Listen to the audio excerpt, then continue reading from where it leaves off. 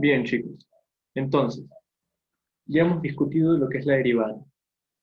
Tomar la derivada es un proceso que, como hemos visto, involucra varias cosas. Y nosotros acabamos de desarrollar esa idea para el caso particular de cinemática. Para el caso particular cuando pienso posición en función del tiempo. Pero ¿cómo se lleva a cabo este proceso para cualquier otra función? Voy a mostrarles eso. Voy a mostrarles eso. Entonces, de manera general, chicos, el proceso, la esencia se mantiene. La esencia se mantiene, chicos. Si ustedes tienen en general una función f y quieren determinar su derivada en el punto x sub 0, lo que tienen que hacer es mirar.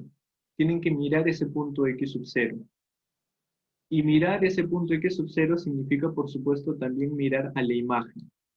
Es decir, procesan x sub 0 a partir de la función f y f de x sub 0 sería la correspondiente imagen a ese valor de entrada. Ok, entonces, si quiero obtener la derivada de f respecto de x en este punto, ¿qué tengo que hacer? Lo que tengo que hacer es tengo que fijar una pequeña variación delta de x a partir del x sub 0. Eso es importantísimo, chicos, eso es importantísimo. La variación delta de x corre a partir de x sub 0. Y debido a ese cambio en x, ¿qué se genera? ¿Qué se produce? Se genera un cambio en y. Eso de ahí también lo tengo que determinar. Finalmente, ¿qué hago? Finalmente lo que hago es dividir el cambio en y entre el cambio en x. ¿Por qué divide, profe? Porque dividir variaciones me da una idea de la rapidez. Dividir variaciones es lo que significa tomar una tasa de cambio o un ratio, como lo quieran pensar. Y finalmente, ¿qué hacemos? Finalmente repetimos todo este proceso una y otra vez a partir del mismo punto x sub 0, pero para variaciones más y más pequeñas, variaciones que se acercan más a cero, pero sin ser iguales a cero. ¿Por qué no puede ser igual a cero, profe? Por lo que te expliqué inicialmente. Si esta variación es igual a cero, eso quiere decir que no te estás moviendo de x0. Y si no te estás moviendo de x0, no tienes la suficiente información para determinar un cambio, mucho menos una relación entre cambios. Entonces eso de ahí es la derivada, jóvenes. La derivada es el valor hacia el cual se estabilizan todas estas tasas de cambio a partir de un punto en común cuando la variación en x se hace más y más pequeña. Ok, eso es de manera general, ya no en nuestro contexto de cinemática. Acá hay unas preguntas interesantes que pueden surgir. Al final, lo que yo les estoy diciendo, lo que yo les estoy explicando, jóvenes, es que la derivada de cierta manera es un nivel de estabilidad. ¿Sí? Esa es una idea que es importantísima. La derivada es un nivel de estabilidad que se mide punto a punto, que se mide punto a punto. Entonces, uno podría preguntarse, profe, ¿y a mí qué me garantiza que las tasas de cambio se van a estabilizar? O en el caso de cinemática, profe, ¿a mí qué me garantiza que las velocidades medias se van a estabilizar? ¿Existe algo que me lo garantice? Si te has hecho esa pregunta, la respuesta es no. No hay nada, no hay absolutamente nada que a ti te garantice que las tasas de cambio se vayan a estabilizar. No hay nada que a ti te garantice que al llevar a cabo este proceso las velocidades medias se van a estabilizar.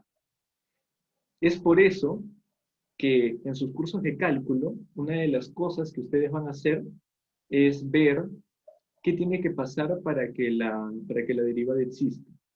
¿Y qué significa que la derivada exista? Que la derivada exista significa que todo ese proceso que les he explicado en palabras va a estabilizarse. Pero eso no es gratis. Eso no viene de antemano y no es obvio. No es obvio que al llevar a cabo este proceso, las tasas de cambio se van a estabilizar. Ya, pero eso es en matemática. Eso es en matemática. En física, chicos, y esto es importantísimo porque esto es muy profundo, en física para nosotros todo va a ser derivable. Y cuando digo todo, no me refiero solamente a todas las funciones, sino que también me refiero a todos los puntos sobre los cuales nosotros tomemos la derivada. En física, absolutamente todo es derivable. ¿Y eso por qué, profe? Eso ya tiene que ver con nuestra concepción del mundo. Nosotros, de manera intuitiva, y los físicos también de cierta manera asumen que la realidad, la naturaleza, tiene este nivel de estabilidad. Eso es algo importantísimo, crucial acerca de la naturaleza, de la manera como nosotros entendemos en la naturaleza, jóvenes. Nosotros asumimos que la naturaleza tiene este nivel de estabilidad. Es por eso que los físicos derivan sin miedo, ¿eh? Los físicos derivan sin miedo. Cuando los físicos tienen que derivar la energía, el campo eléctrico, los físicos derivan sin miedo, porque ellos asumen que la naturaleza es estable en este nivel. Ellos asumen que la naturaleza es estable en este nivel. Y eso es algo bien profundo, ¿ah? Porque eso no es obvio. Y eso tampoco está dado en ningún principio o se puede deducir a partir de ningún principio. Es algo que tú tienes que decidir si eso no es. Y la experimentación te dirá qué tan errado estás, qué tan acertado, qué tan atinado eres. Hasta el momento, sin embargo, debo decirles que la experimentación les da la razón. La experimentación dice una y otra vez que la naturaleza tiene este nivel de estabilidad. Pero en general, chicos, en matemática, este nivel de estabilidad no tiene por qué llevarse a cabo. Y de hecho, sus profesores de cálculo los van a convencer en las primeras clases que existen procesos, que existen funciones que no tienen este nivel de estabilidad y por ende la derivada no existe. Eso es lo que significa que la derivada no existe, que no existe este nivel de estabilidad. Ok. Entonces, ya saben, chicos, angustiarse sobre si la derivada existe o no existe, eso déjenlo para matemática. Para física, las cosas siempre van a ser derivables. Nosotros vamos a asumir que este nivel de estabilidad siempre va a estar. Otra cuestión que quería comentar con ustedes, es un poco el lenguaje que usamos. Porque yo acá he usado un lenguaje peculiar, ¿no? He escrito de X, he escrito de T, y en general yo podría escribir también de Y, podría escribir de Z. ¿Y ahí qué onda con ese lenguaje? ¿A qué va? Ya, ese lenguaje, chico, es propio del cálculo. Es propio de lo que se le denomina la notación de Leibniz. Eso de ahí es la notación de Leibniz. Y estos garabatos por sí solos no significan nada. Por sí solos no significan nada esos garabatos. Sin embargo, en cálculo existe la tradición, la costumbre de que cuando yo escribo esas cosas, estoy como que anunciando, que en algún momento de mi análisis voy a ver qué pasa conforme hago que esas cantidades sean más y más pequeñas. ¿Sí? Esa es una costumbre que existe en cálculo. Cada vez que uno escribe estas cosas, está como que anunciando que va a analizar qué pasa cuando hace que una de esas cosas sea más y más pequeña, más y más próxima a cero sin ser igual a cero. Ese es uno de los usos que tiene esos garabatos que están viendo, los de X, los de Y, los de Z, los de T. El otro uso que tienen esos de X, esos de Y y esos de Z es lo que vamos a ver en la siguiente clase cuando discutamos la integral. Cuando le discutamos la integral, vamos a ver el segundo uso que tienen esas notaciones, que tienen esos garabatos. Y vamos a ver que el segundo uso difiere del primero simplemente porque cuando uno piensa en esas cosas de la segunda manera, uno ya asume que son pequeños, ¿sí? Uno no asume que esas cosas tienen un tamaño mediano y luego las haces más y más pequeñas. No. En la segunda acepción, en el segundo uso que tienen esas cosas, uno ya piensa que son muy, muy pequeños. Esa es la diferencia entre las dos maneras de usar a esas cosas, esos bichos raros. De momento nosotros hemos visto la primera, que es que esas cosas representan cambios concretos, medianos, y luego analizamos qué pasa cuando se hacen más y más pequeños. La siguiente clase vamos a ver un segundo uso, que es que de frente nosotros ya pensamos en esas cosas como que ya son muy, muy pequeños. Esas dos, de hecho, son los usos más estándar, más genéricos que tienen los diferenciales. Así se les llama a esas cosas, diferenciales. Diferencial de X, diferencial de Y, diferencial de Z. No obstante, en la siguiente clase vamos a ver más acerca de eso, así que no se preocupen. Ok, ok. Antes de pasar al siguiente punto, otra cosa que quisiera decirles, chicos, es que yo con ustedes he estado manejando una serie de lenguajes, ¿no? O sea, desde el instante en el que yo les puse esa tablita de ideas intuitivas versus objetos matemáticos, yo como que los traté de soplar que piensen en los objetos matemáticos de determinada manera, ¿no?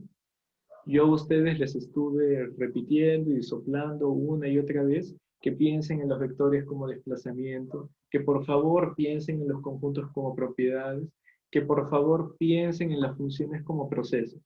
Ya, ¿y por qué hago todo eso de ahí? ¿Por qué hago hincapié en que piensen de esa manera? Porque esas interpretaciones no son interpretaciones comunes y corrientes. Esas interpretaciones son interpretaciones que están ligadas a un enfoque. Y eso es algo que quiero explicarles porque tal vez ustedes aún no tienen experiencia con los enfoques. Una cosa es que a mí se me ocurra una interpretación barata para librarme de la situación circunstancialmente. Como por ejemplo, cuando yo les decía que, sí, chicos, la proyección, piensen en la sombrita. Piensen en la sombrita y eso de ahí es la proyección. O como cuando les decía, sí, chicos, el dominio de la función, piensen que es la jurisdicción. Ya eso de ahí son interpretaciones baratas. Eso de ahí son maneras, eh, digamos, artimañas que uno tiene para digerir de manera circunstancial la situación, para, de paso, también dejarme entender porque tal vez el concepto puede ser un poco complicado. No obstante, chicos, no obstante, por favor, esa tablita que yo les he dado no son interpretaciones baratas. Esas interpretaciones son interpretaciones que están ligadas a un enfoque, y un enfoque es algo mucho más maduro que algo que a mí se me puede ocurrir en este momento. Un enfoque tiene un sentido, tiene una dirección, tiene un objetivo. Yo no les digo que ustedes piensen en vectores como desplazamientos porque se me dio la gana, yo no les digo que piensen en conjuntos como propiedades porque se me dio la gana, sino porque esos son los enfoques que son al final los más tradicionales, los que más van a ahondar, los que más van a importar conforme ustedes estudien cosas más elaboradas. Por ejemplo, a ver, la siguiente clase les voy a comentar acerca de los conjuntos y ahora les voy a comentar acerca de los vectores, ¿sí? Ahora les voy a comentar acerca de los vectores. ¿Y por qué repito tanto una y otra vez que piensen en los vectores como desplazamientos? A ver, chicos, ahora, quiero que todos me respondan en el chat. Respecto a ustedes, ¿me estoy moviendo?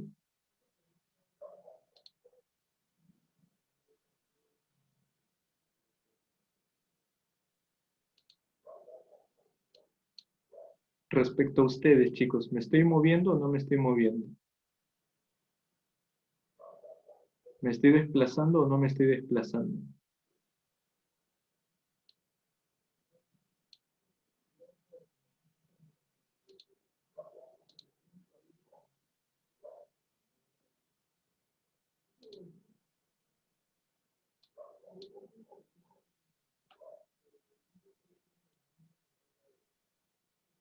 Correcto. Respecto a ustedes, no me estoy desplazando.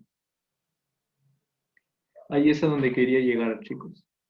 El desplazamiento, el desplazamiento es una idea sujeta al ambiente en donde te encuentres, sujeta al ambiente que tú consideras.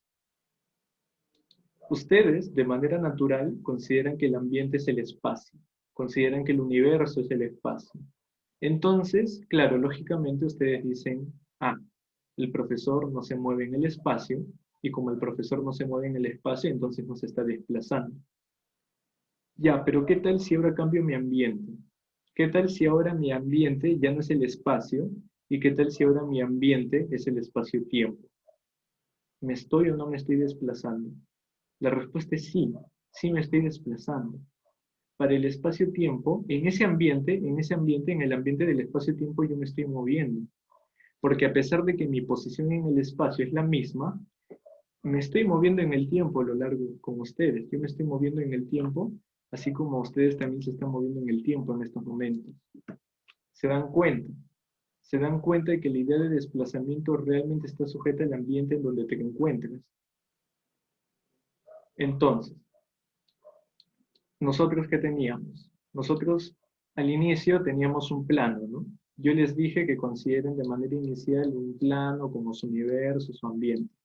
Ya en ese plano, cuando ustedes tenían un desplazamiento de un punto a otro punto, ese desplazamiento de ahí yo lo definí como un vector. Ya, pero ¿qué ocurre? que como ese desplazamiento está restringido al ambiente que es un plano, se va a manifestar como una colección de dos coordenadas. ¿Y qué tal si ahora el ambiente es el espacio? ¿Qué tal si ahora el ambiente es R3? Si ahora el ambiente es R3, los desplazamientos se van a manifestar como una colección de tres coordenadas. Y si el desplazamiento es en R4 e interpretamos R4 como el espacio-tiempo, los vectores, los desplazamientos se van a manifestar como cuatro coordenadas. ¿Se dan cuenta? Se dan cuenta de que un vector, o sea, lo que yo quiero oír, chicos, es que ustedes se convencen de que un vector no es una lista de numeritos, ¿sí? Esa definición de vector es muy infantil. Un vector no es una lista de numeritos. Un vector es desplazamiento. Y el desplazamiento depende del ambiente en el cual se encuentren. Si ustedes se encuentran en el espacio, ese desplazamiento se va a manifestar como tres coordenadas. Si se encuentran en un plano, ese desplazamiento se va a manifestar como dos coordenadas.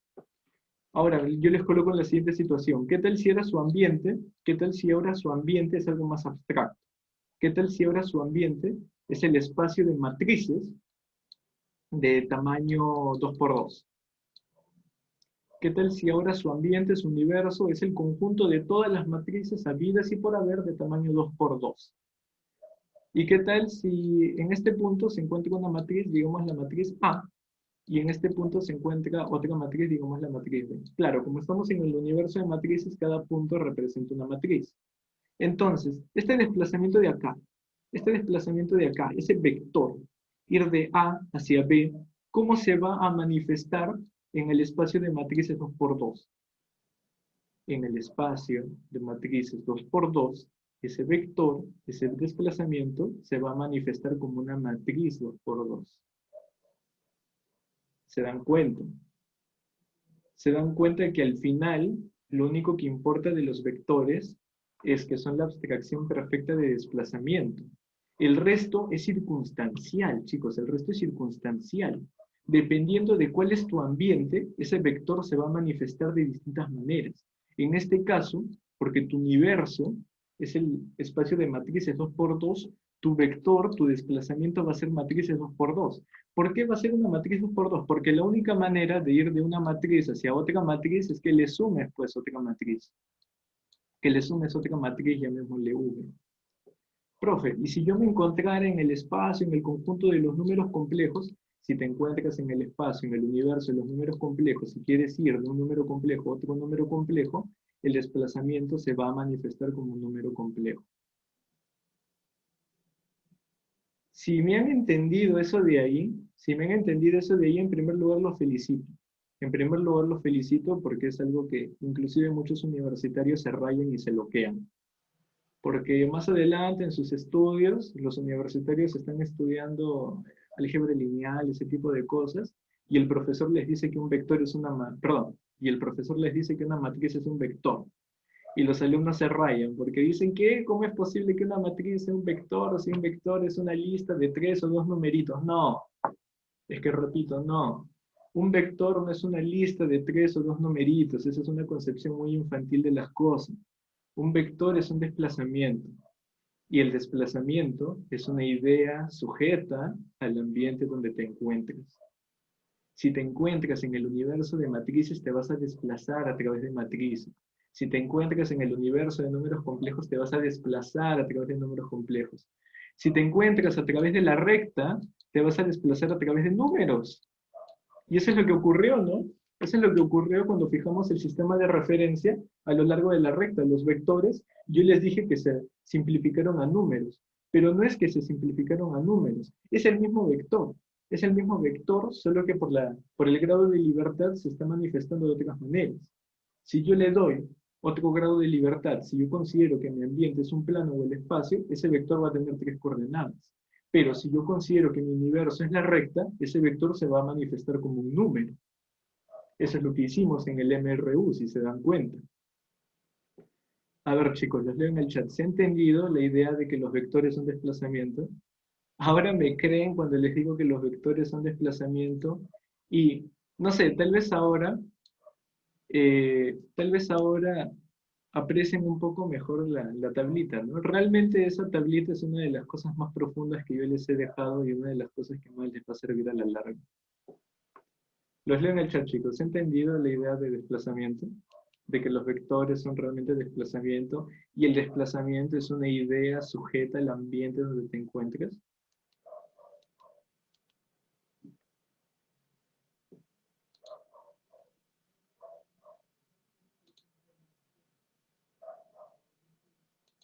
Bien, nos estamos pasando un poco con el tiempo, así que vamos a pasar a lo siguiente, ¿sí? Vamos a pasar a lo siguiente. Vamos a pasar a calcular derivadas. Porque hasta el momento la idea de la derivada es una idea conceptualmente un poco difícil, ¿no? O sea, cuando yo hablo de derivadas, tengo que tomar en cuenta muchas cosas. Cuando yo hablo de derivadas, tengo que pensar en el punto donde estoy, tengo que pensar en que debo fijar arbitrariamente una pequeña variación, tengo que pensar en la variación que genera esa pequeña variación, tengo que tomar el cociente de esas dos variaciones y tengo que repetir eso una y otra vez para variaciones más y más pequeñas. ¡Wow! Es mucho en qué pensar, es mucho en qué decir, profesor. La derivada conceptualmente hablando es algo muy difícil. Sí, te doy toda la razón. Te doy toda la razón. La derivada conceptualmente hablando es bien difícil de enganchar, pero computacionalmente no. Y ahí está la magia de la derivada, chicos, que computacionalmente hablando, la derivada es hasta hermosa. Las computaciones con las derivadas son temerosamente simples. ¿Ok? ¿Ok? Eh, Si la idea de desplazamiento y los vectores que les he dicho se ha entendido más o menos, no se preocupen, no se preocupen.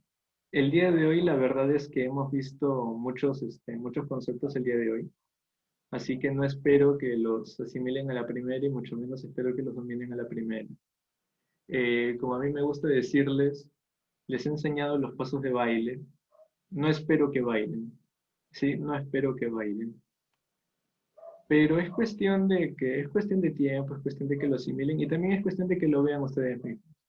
Porque ustedes ahora son jóvenes y yo les hablo a través de mi experiencia, más o menos les hago un spoiler de qué tan profundas van a ser las ideas, qué cosas van a ver, qué cosas van a servir, pero por supuesto realmente no se van a convencer hasta que ustedes mismos lo vivan. Eso también es un poco la idea. Y está bien si ustedes piensan de esa manera. De hecho, yo también soy un poco así. Bien, entonces ahora vamos a ver que a pesar de que la derivada conceptualmente es un poco difícil de enganchar, computacionalmente eh, hasta da miedo de lo simple que es, hasta da miedo de lo simple que es computacionalmente. Entonces vamos a calcular nuestra primera derivada. Y para eso, quiero que supongan que tienen un auto que se mueve a lo largo de una recta y su posición para todo instante de tiempo va a estar dada por la siguiente función, ¿sí? La posición para cada instante de tiempo va a estar dada por tq. De manera que, por ejemplo, en el instante de tiempo 2, yo sé que el auto ha recorrido 8 metros respecto a este sistema de coordenadas. Ok. Entonces, ahora estamos interesados en calcular su velocidad, es decir, su derivada en el instante de tiempo t igual a 2. ¿Qué hacemos? Lo que les dije, ¿no? Primero miramos ese instante de tiempo t igual a 2, luego fijamos un intervalo de tiempo concreto dt, y luego vemos cuál es el cambio en la posición originado por ese pequeño cambio en el tiempo. A eso de ahí le llamamos dx. Entonces, ¿qué hacemos ahora? Ahora lo que tenemos que hacer, ahora lo que tenemos que hacer es desarrollar todo eso de ahí y ver hacia dónde se estabilizan las velocidades medias conforme tomamos intervalos de tiempo más y más pequeños. Ese valor hacia el cual se estabilizan, recuerden, es lo que es la derivada. Entonces, desarrollando más eso de ahí tenemos lo siguiente, chicos. La posición para el instante de tiempo 2 más 2t, ¿qué cosa es? Va a ser 2 más 2t al cubo. Y eso es lo que ustedes ven acá. Y el instante de tiempo t igual a 2, ¿qué va a ser? Va a ser igual a 2 cubo, que es lo que están viendo acá, chicos, es lo que están viendo acá. Y finalmente dividimos entre el intervalo de tiempo dt. ¿Sí? Dividimos entre el intervalo de tiempo dt, que en estos momentos es arbitrario, y luego vamos a ver qué pasa cuando hacemos el dt más y más pequeño. De momento vamos a trabajar con ese dt arbitrario, genérico. Bien, entonces acá aplicamos un poco del álgebra, ¿no? Que ustedes conocen. Para que vean que el álgebra que ustedes aprenden sirve, chicos. Para que vean que el álgebra que ustedes aprenden sirve. Acá estoy aplicando el binomio al cubo. Sí saben eso, ¿no? A más b al cubo, ¿qué cosa es? A al cubo más 3 al cuadrado b más 3 veces a b cuadrado más b cubo.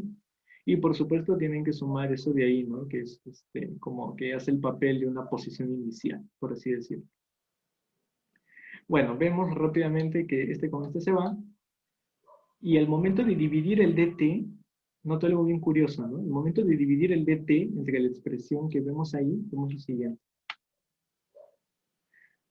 Vemos que nos quedamos con una expresión donde el primer término se libra por completo de los cambios en el tiempo que nosotros hacemos, no le afecta, no le afecta en lo absoluto, nosotros podemos tomar dt's grandazos o pequeños y ese término sencillamente no le importa.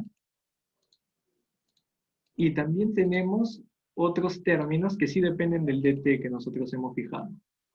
Tenemos otros términos que dependen del dt que hemos fijado. Ok, entonces tenemos eso de ahí. Eso de ahí va a ser la velocidad media medida a partir de t igual a 2 para una variación de tiempo arbitraria de t. ¿Hacia dónde se va a estabilizar esto conforme tomemos intervalos de tiempo más y más pequeños? Bueno, si tú tomas intervalos de tiempo de t más y más pequeños, más próximos a ceros, esto de acá se va a hacer pequeño. Esto de acá se va a estabilizar alrededor del cero. Y esto de acá se va a estabilizar también alrededor del cero. Multiplicado por un número cualquiera, en particular, todo esto se va a estabilizar alrededor del cero. Y esto de acá, a esto de acá nunca le ha importado lo que nosotros hagamos con el dt. A este término de acá le importa un pepino que nosotros hagamos el dt grande o pequeño. Entonces, ¿hacia dónde se estabiliza todas esas velocidades medias conforme tomamos intervalos de tiempo más y más pequeños, más y más próximos a ceros, sin ser iguales a cero? Se estabiliza alrededor de 3 por 2 al cuadrado. No les digo. No les dije que así es la derivada, chicos. Conceptualmente la derivada es un poco difícil de enganchar, porque hay que tener en cuenta muchas cosas. Uno tiene que pensar en más de una cosa a la vez.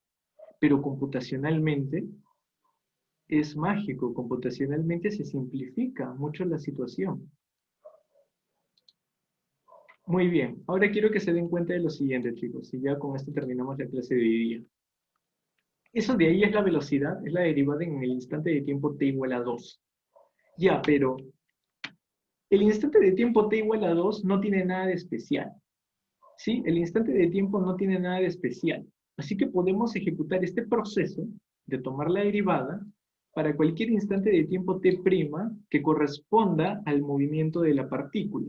O sea que no sea negativo. Y en general, para cualquier t', si aplicamos este proceso que vamos a obtener que la derivada va a ser 3 por t' al cuadrado. De manera general vamos a tener eso de ahí. ¿Por qué? Porque el 2 no tiene nada de especial. Ustedes pudieron haber tomado cualquier t' dentro del movimiento de la partícula y hubieran llegado a lo mismo. Es más, ustedes ahora pueden hacerlo, ¿no? Pueden reemplazar 2 por t' y se van a dar cuenta que llegan a esto de acá que he encerrado en el recuadro. Ya, pero acá hay una palabra clave, ¿no? Acá hay una palabra clave. Acá yo les he dicho que podemos ejecutar este proceso, el proceso de tomar la derivada para cualquier instante de tiempo t'. ¿Yo qué les había dicho que era un proceso, jóvenes? Yo a ustedes algo les había dicho de los procesos, ¿no? ¿Qué cosa era un proceso? Un proceso era una función. Un proceso era una función, chicos. Entonces, lo que hemos calculado, lo que tenemos acá es una función. Lo que tenemos es la velocidad de la partícula para todo instante de tiempo t'. Eso es lo que tenemos. Ahora, lo que está entre paréntesis es importante, ¿no? Esta va a ser la velocidad de la partícula siempre y cuando nosotros sepamos que la posición para todo instante está dada por esa regla de ahí, por esa regla de correspondencia de ahí. Bien, chicos. Los leo en el chat. ¿Se ha entendido cómo se computa la derivada? ¿Se ha entendido cómo se determina, cómo se calcula la derivada?